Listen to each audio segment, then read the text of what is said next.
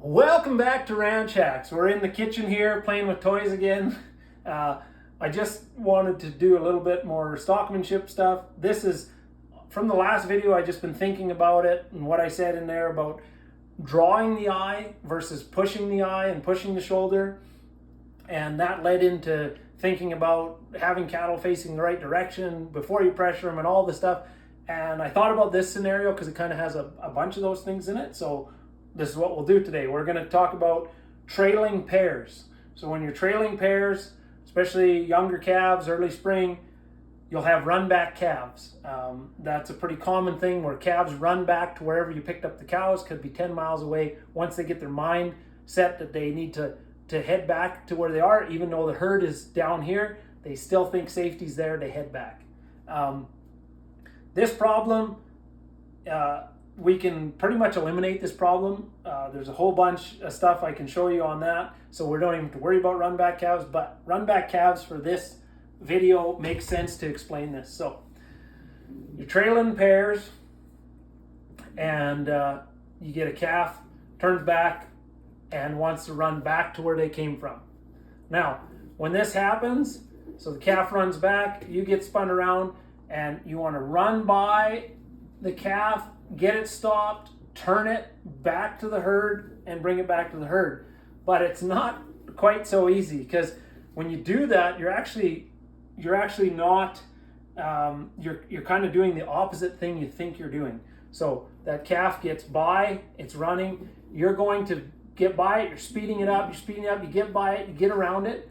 When you get here and you try to turn that calf back, push on the eye and turn it back, what happens is this is more pressure.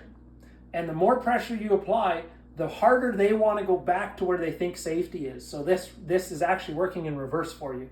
And cattle want to go by you, and they want to go through pressure. So this is actually, to me anyways, backwards. So I changed what I was doing and I've had way better success with it. So let me show you. This is what I would do. I'm trailing these calves and cows. Calf goes, takes off to run by. I'll just tuck right in behind that calf and get right in on his hip, tight, right behind him, just off to one or the other side so I can pick up that eye. And you would think getting right tight on him, you're chasing them. But what's really happening is they want to see what's pressuring them, so they want to turn around and see you. They know something's behind them. It's actually slowing them down, because now their mind from going this way is now behind them where you are. So you get right in tight. Now they want to see what's behind them, what's pressuring them. They pick you up in that eye. Then you just ride towards the blind spot a little bit. Get that eye to come around. As you put that pressure, they really want to see you. They'll spin around. When they really want to see what's pressuring them, they'll look at you with both eyes. So now you've got them spun around. Now their mind is over here. Their direction is back to where the herd is. So now they can see the herd, but maybe not. Some situations you're farther out, but a lot of times they'll see the herd when you get them spun around like this, and they'll just go back to the herd. You don't have to do anything. But if you do have to do something from this point, now you're in the right position.